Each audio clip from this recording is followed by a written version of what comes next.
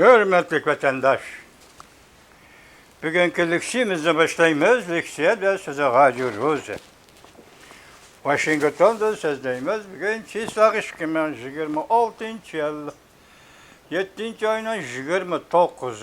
günü ettiği çeşimbe vatandaş. Bugün etkandık, hazır Aksaray'da Prezident Donald Trump, şundaklı İsrail'ye, Veziri Netanyahu, şundaklı Ukrayna Prezidenti Zelenskiy uçraştı. Uçrashıp ötken vakit qanchalik yana qo'lim olmaydi. Ukrayna yana o'xshashda Rossiyaning energiya bazalari yoki neft ayri zavodlarga yana hujum qildi. Ana shunday dediki, Prezident Zelenskiy, men bu qatim yo'qotish, tugutishla emas, bu energiya sistemasi Rossiyaning palachalik işleyilmeydiğen palachalik keltirib qo'yishni umid qilaman. Ukrayna armiyasi shunday qiladi degan gapni qildi. Hozirgacha bo'lgan oraliqda Ironga Jungo yordam beramdi degan gapmi toza o'tirg'i chiqmagan edi vatandosh. Shundaqli o to'g'rida bir paketmi o'tirib kelmagan edi. Men bugundan boshlab hozir bir tor bilinma natunish video film ishlaydigan kanal ekan. Shuningda Jungo Ironga 70 milyon dollarlıkmı shunaqa. Xitoycha sonni pulni bilmayman vatandoshlar. Qurol-yarog, harbiy qurol-yarog Ironga yo'llaganligi ma'lum bo'ldi. Endi bu hozirgi jahonning siyosati, ya'ni Amerika Qo'shma Shtatlari boshchiligidagi dunyosi va İsrailya qatorliq davlatlarning navbat Iron qaratgan siyosatiga qarama-qarshi holda bir harakat qilganlik bo'lib hisoblanadi. Bundaq aytgan yana bir nuqtada qizil nuqtaga dashiyanlik, qizil siziqqa dashlab sağanlik bo'ladi xalqaro vaziyatda vatandosh. Xitoy mustabakkalchilikni qilgan o'xshaydi vatandoshim. Bu buni bilan ketdi. Ondan Yevropa ittifoqi 1 milyard mı, shundaq 500 milyon dedimi?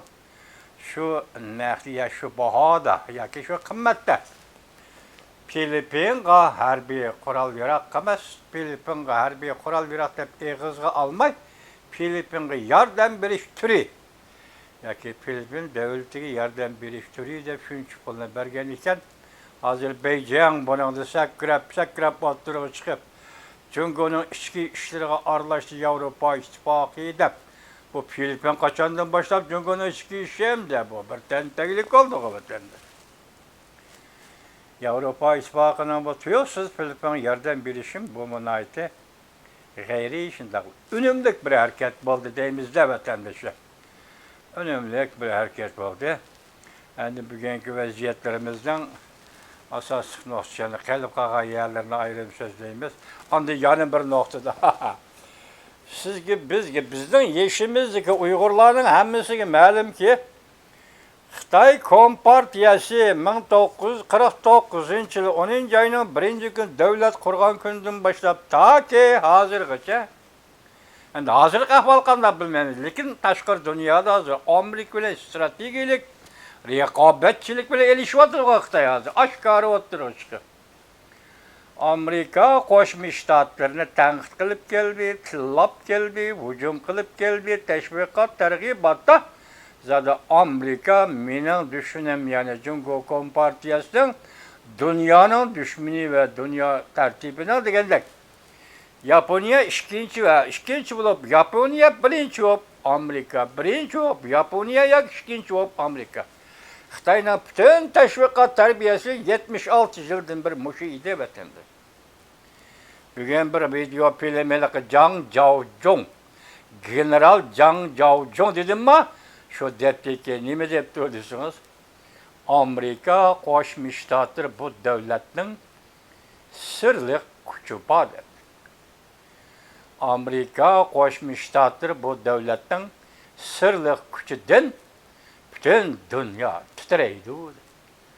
Birinci qatim bir general pensiyaga chiqqan Xitoy generali Amerikaning qudrati, davlat kuchi, Amerikaning dunyoviy ta'siri va dunyoning amalligi va taraqqiyotidagi o'ynaydigan roli to'g'risida bugun Jang Jaojong ana shunday fikr qildi vatandoshim.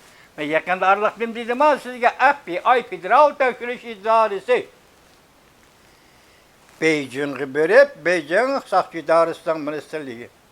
Saqchi ministerligining ministri Wang Xiaofeng bilan ko'rishib deydigani deb keldi dedim qo'va sizga vatandosh. Men Jang Jaojong'ni burroq dedim sizga.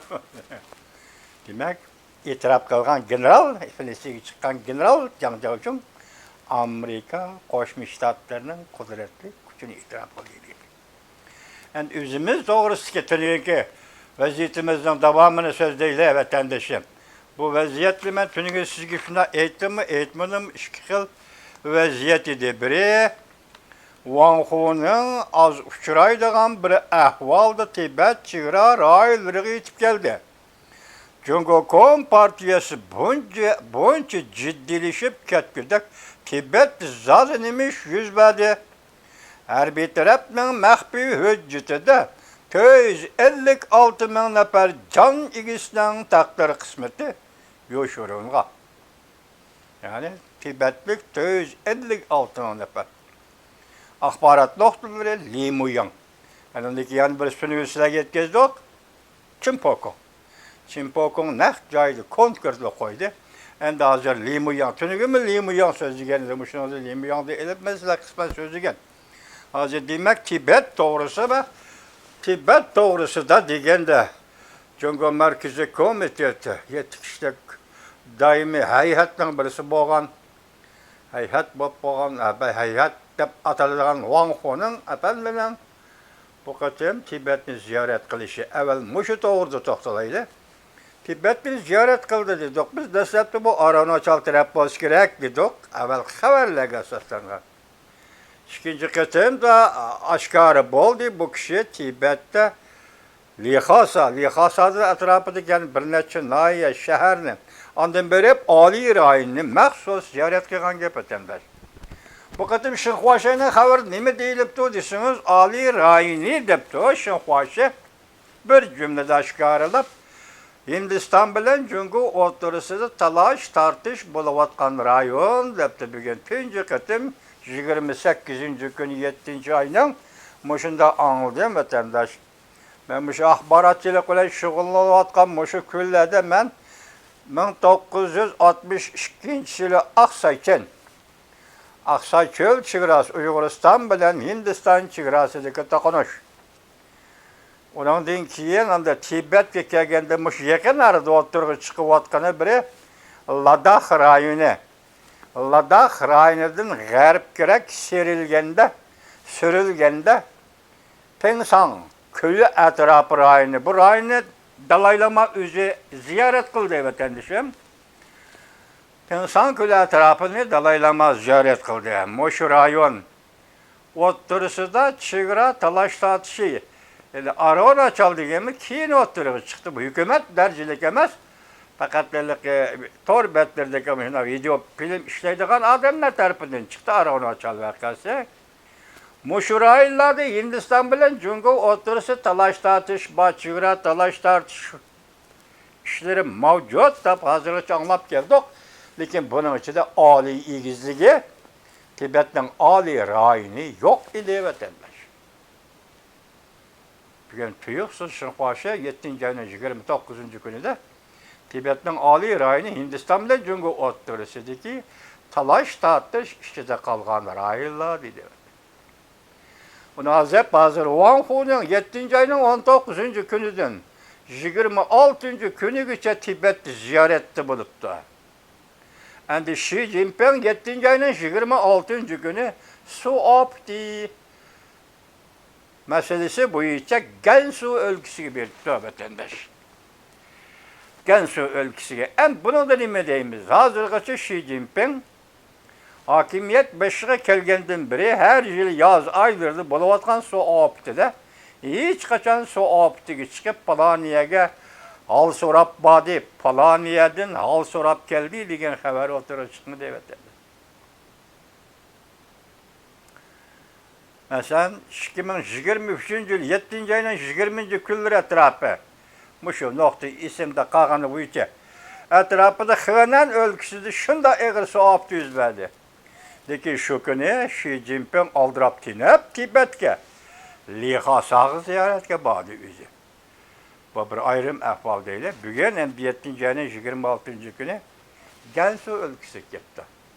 Endi bizga ayon bo'lgan real hozir xabarlardan o'zimizni bir tarafga elib turib, buning keyin degan ikkinchi bir xil reallikning mavjudligini vatandoshlarning samiga salayli. Mesela ben dedim sizlerge 2009-yil 2-ayning 20-kuni Dalai Lama Washingtonda Aqsaroyda şu vaqtki prezident, yangi saylangan prezident Obamaning ishxonasida Dalai Lama prezident Obama bilan ko'rishdi. Bu belki oxirgi ko'rishish bo'lsa kerak. Shuncha vaqtdan beri Amerika Qo'shma Shtatlarining dairələri, prezidentləri bilan ko'rishkicha eg'izga chiqmagan bir masala eg'izga chiqdi. Masalan, Dalai Lama'nın degani Buyuk Tibet xaritasi, manzili va yoki yiroq kelgusi shu masalani ko'tarib chiqdi. Prezident Obama tushundim dedi.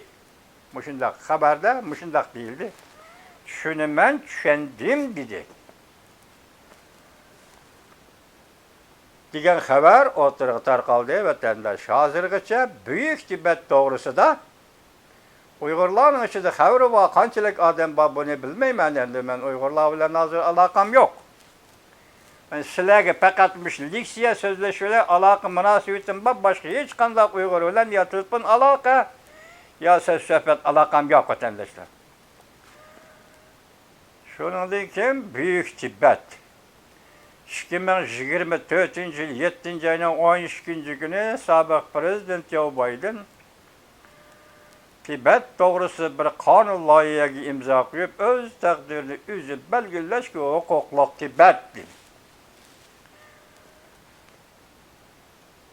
Shuningdek Dalai Lama 7-ayda 7-ayning 12-kuni imzo qo'ydi.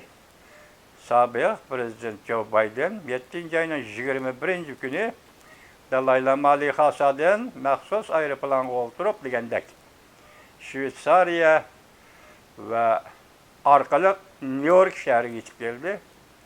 Shu New York shahrida turdi, Washingtonga kelmadi. Amerikaning Tibetga munosabatlik amaldorlari, kishilik huquq ishlari bo'yicha munosabatlik amaldorlar New York'a berib Dalai Lama bilan ko'rishib keldi. Shu oraliqda Dalai Lama'ning Buyuk Tibet siyosati yana o'tirib chiqdi. Lekin ko'p davron qilinmadi vatandosh. Men shu vaqtda ikki parcha leksiya so'zildi vatandoshlarga. Biz hozirgi chegaraning muqim bo'lishini, masalan Tibet, Uyg'uriston masalasi bo'yicha hozirgi davlat chegarasining muqim bo'lishini va bu yo'lda o'zgarish bo'lmasligini umid qilamiz degan mazmunda 2-3 qatim leksiya so'zildim sizlarga vatandoshlarim. Sezgir bo'lsanglar eslanglarda bo'lishi mumkin. Endi bugun yash o'yin qayerdan chiqdi vatandosh? Chunki hozir Wang Honing harakat qilib kelibdi, oliy egizligiga berib Xi Jinping Gansu o'lkasiga kelibdi. Mening bu Tibetning tashabbusi yoki Buyuk Tibet tashabbusidan oz to'la xabarim bor. Masalan, Sichuan o'lkasining qisman raillari, Tibetlar yashaydigan raillar. Qinghai o'lkasining ko'plagan raillari, Tibetlar yashaydigan raillar. Gansu o'lkasidami Tibetlar yashaydigan raillar bo'lishi mumkin. Bir ikki Tibet yashagan bo'lsa hisobchimi? Tibetlar yashaydigan raillar. Mushularning hammasi qo'shib kelganda mushu doira, mushu territoriyalar Tibetga mansub. Tibetning davlat xaritasi yoki davlat territoriyasi deb ataladi vatandosh. Ondan keyin bu Buyuk Tibetga munosabatlik yana nurg'un masalalar bor. Ben bunu yani bugün sözlemeyi turay vatandaşım. Sözlemeyi turay. Nurgun taraflar var. Hazır ben qarayman ki ladda nima Ali igizligi hozirgacha egizga ilinmagan edi. Shanxuasha bugun egiz qapti. Ali igizligi Hindiston bilan Jungo o'rtasida talash tartish bo'lyapti qaraydi. Men tunugun dedim sizlarga Ali igizligining bir qismi Uyg'uriston chegarasi ichida. Ali igizligining turmush mulozimatlarining hammasi Uyg'uriston orqali tortilgan tosh yo'l bilan Ali rayoniga yetib keldi deb men tunugun sizlarga shunday dedim. Endi hozir Xi Jinping Gansu o'lkasiga yetib kelgan bo'lsa, bugun Chinxayga boramdi yoki yo'q qaytamdi. Buni bilmaymiz vatandosh, hozir yetib ketdi. Men shunday deymanki, vatandosh hozir Wang Huning bilan doimiy hayat Xi Jinpingning bu rayonlarda paydo bo'lishi Buyuk Tibetning chegara rayoni. Yani Büyük Tibet yaşaydıgan Tibetler yaşaydıgan zemin teritoriyalar. Bu teritoriyaların Tibet'e taalluk zemin teritoriya çevresi. Kayadan kayargacha. Bu ne? Elbette bu şundak ciddi zaman özgürlüğü de, ciddi vaziyet özgürlüğü de Cumhur hükümeti belgelep çıkış gerek. Peki Cumhur hükümeti üzerinden talep dairesinde nemini belgeleydi. Mesela bu çegara rayonlarını belgilaganda Tibet'ten Dalaylama'nın talebi boyunca qandaq belgileydi. Man mushu ishlarni Wang Huning ve reis Xi Jinping bir taraf qilishi ve yerlik hokimiyatlar bilan so'zlashib, bu nima gap deyishi ve yoki yerlik hokimiyatlar bilan ko'rishib, biz bunga nima deb javob beramiz deb bir javob tepish kerak vatandosh. Chunki ahvol shunday turdi. Bir cümle söz. Tünügün nim dedik? Xi Jinping xatarlik, vaziyat xatarlik deb hisobladı. Demek vaziyat xatarlik. Biz hozir Cumhur vaziyetini Xi Jinping'den qo'lidan chiqib ketdi deb aytolmaymiz vatandosh. Unda ish yo'q. Bir qancha qatim dedik, endi targ'ibot, tashviqotda kelayotgan gaplar Xitoylar tarafdan. Vaziyat xatarlik degan bu gapda vaziyat Xi Jinpingning qo'lidan chiqib ketdi deydigan masala yo'q. Unda hukm yo'q. Hozir Xi Jinping vaziyat xatarlik deb tonigan bo'lsa, Xi Jinpingga nisbatan aytganda Xi Jinpingning qo'li yetmaydigan, huquqi yetmaydigan yoki igidorchilik qilish doirasiga munosib, mansub bo'lmagan ikkinchi bir vaziyat kelyapti. Xi Jinping bunga taqobil turolmaydi. Chunki bir taraf qilish doirasidan yiroq va uni hukm qilib tizginlash doirasidan yiroq. Bu vaziyat boshqa yiroq tarafdan kelyapti. Shunga Xi Jinping dediki, hozir vaziyat nozuk va og'ir dedi. Shu sababdan hozir Tibet avtonom rayonida, Xinjiang Uyg'ur avtonom rayonida ciddi vaziyatga tadbir qo'llanish bo'yicha harbiy hokimiyat, ya'ni harbiy boshqarishni yo'lga qo'ydi deymiz vatandosh. Harbiy boshqarishni yo'lga qo'ydi deymiz. Hozir tashviqotda, targ'ibotda yoki kelgan xabarda shunday deyil, bir guruh voy armiya g'arbiy shimolga o'tgan. Men dedim, g'arbiy shimolning ichida Sichuan bor dedim. Anda Tibet mi bak G'arbiy shimolning ichida dedi vatandosh, G'arbiy shimol kirdi. Mushularni qo'shganda bir guruh voy armiya G'arbiy shimolga o'tkeldi. Bir brigada qo'shin Xinjiang Uyg'ur avtonom rayoniga kirdi deb hukm yo'q, xabar yo'q. Men uni nimadan bayqadimda? Kavob yeyotgan kirgan brigada yangi askar, Xitoy askarlari, anda kavobni non bilan yeyotgan, mo'mi bilan emas. Elki g'iltak-piltak yeydigan tamoqlarni emas, naqli Uyg'urning neni? Non bilan kavob yeyotgan Xitoylar qarab aytdimki, bu Xinjiang rayoniga kiribdi dedi. Ondan keyin bu brigada askarning turgan put ostidagi tuproqqa qarasangiz, shu yerning o'zida bir tarafda qumloq, bir tarafda shag'il tuproq. Qumloq o'si bu butunlay taklamakan taraf bo'lishi kerak edi. Bir tarafda shag'il tuproq bo'lganligi uchun bu qumul bilan pichan atrofidagi bir arlig'a kirdi bu bir brigada Xitoy askari dedim vatandosh. Şundaqma, tünü şunu sual koyduq. Bunçola armiya ötkep bilip nima qilsan Xitoy dedi vatandaş. Endi hozir men sizga demoqchi bo'lganim, mushu vaziyat ostida o'zi da'vatgan Xi Jinping degan vaziyat, ya'ni xatarlik deb tonigan vaziyat ostida hozir mayli Xi Jinping bo'lsin Gansuda, mayli Wang Honing bo'lsin Oliy Xasada, Tibetda hozir demak bu ikki nafar davlat rahbari, Xitoyning davlat rahbari ehtimollik ichidagi mumkinlik nima desangiz, Tibetning Buyuk Tibet siyosatiga munosib holda chegara tekshiryapti desangiz bo'ldi bir nuqtada. Hozir bekitilmaydi deb qarasangiz, chegara tekshiryapti. Buyuk Tibetning chegarasi qayerdan qayergacha? O'sha tekshiryapti desangiz, bugungi tahlilimiz to'g'ri bo'ladimi vatandoshim? O'zingiz ko'ring, o'zingiz bir nima deng vatandoshim. O'zingiz deng.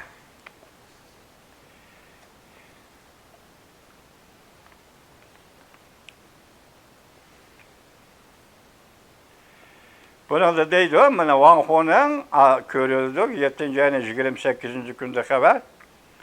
Mazmunda mundaq bayonlab bu xabarning Xinhuashi Li Xasa 7-ayning 22-kunda telegramisi. Jungo Kompartiyasi Markaziy komiteti siyosiy byuroning doimiy a'zosi.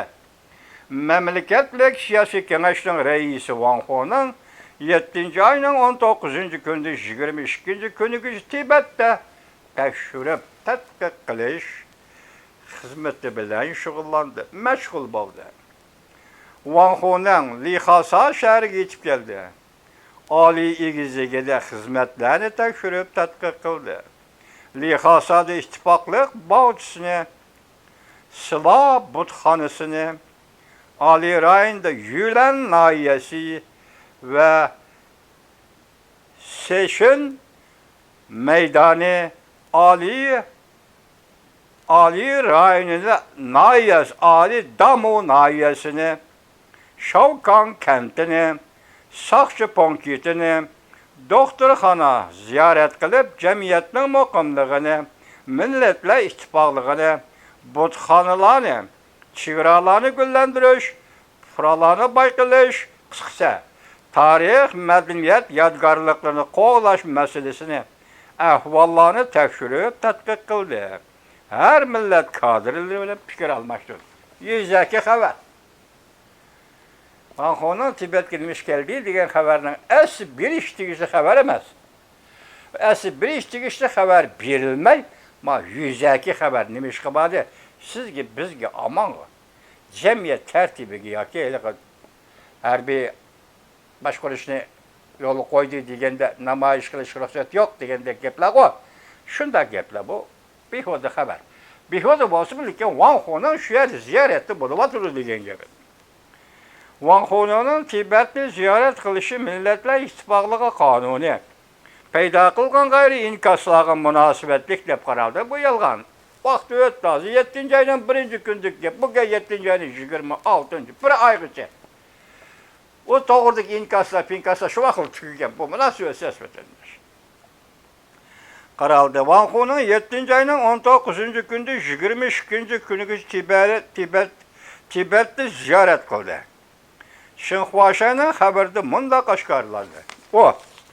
Ya'ni Wang Honing Li Xasa shaharlaridan boshqa oz uchraydigan bir ahvolda, ko'rdingizmi? Oz uchraydigan bir ahvolda. Jungo Hindiston o'rtasida talash tartish bo'layotgan oliy chegara rayoniga berib, Wang Honing xizmatlarini ko'zdan kechirdi, tekshirib, tadqiq qildi. Men dedim, hozirgacha Hindiston bilan Jungo chegarasi o'rtasida talash tartish oliy rayonima bor degan gap chiqmagan edi dedim vatandosh. Mayaga tasodifla dedi yoki ko'rilib boqmagan ahvollarda deydi Wang Honing oliy egizligini ziyorat qildi deydi vatandosh. Ko'rilib boqmagan ahvolda Hindiston o'rtasida talash tartish bo'layotgan oliy chegara rayoniga berib, Wang Honing xizmatlarini ko'zdan kechirdi. Hindiston chegara armiyasi turuşluq istikamdan 600 metr neredeki yezi kentlerini gözden geçirdi. Bu işte kaydı bağma.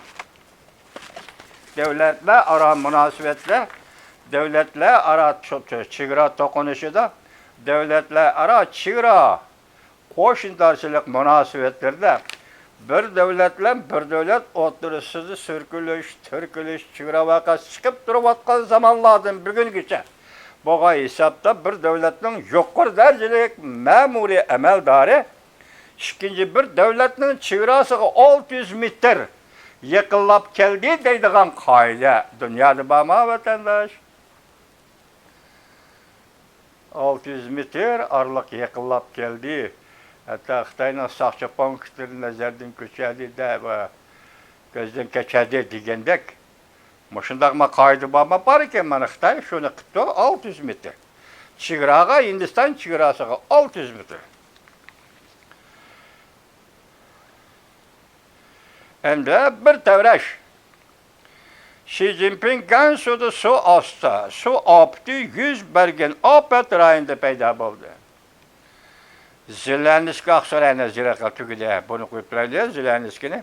Xi Jinping Gansuda suv opti yuz bergan rayonda paydo bo'ldi. Bu so'zni qarasangiz, endi Xi Jinping chegara rayoni demaymiz, Gansuni ayniqsa tarixda Mao Zedong degan Shanganning biyanchi. Shanganning biyanchi degan Shanxi, Gansu, Ningxia chegara rayoni degan edi. Shu chegara rayon hukmi Mao Zedongning daftarida mustaqil Uyg'uriston qaratilgan edi. Chunki Uyg'uriston Mao Zedongning shu davri yoki 40-yillardan 50-yillargacha 5 yil oralig'ida o'zining mustaqil gavdasini saqlab keldi-ku. Mao Zedong shu vaqtlarda yozgan maqola bo'lsa kerak. Shanganning biyanchi, Shanxi, Gansu, Ningxia chegara rayoni. Bugun Xi Jinping unda demisimi shu chegara rayoniga Xi Jinping yetib ketdi. Xi Jinping yetib ketdi, vatandosh, oldimizda 8-oy bu to'g'ridagi gaplarni sizlarga so'zlab berib bo'ldik. Ondan keyin 9-oy 24-kunida Xi Jinping Amerika Qo'shma Shtatlariga ziyoratga keldi. Ondan keyin tunigananda to'g'ri ondan Angliyalik hükümet, John Parker, yana başka hükümetlerinin hüküm ve münasebetli kaldı. Cungo'da 10. ayda intayin zor özgürlük buludu. Diyen sözleri eşsiniz. Hazır Wang Ho'nun bilen Xi Jinping'in teyyarlığı belki şu 10. ayda 101 yıldan özgürlükke teyyarlık kılıvatkan buluş mümkün.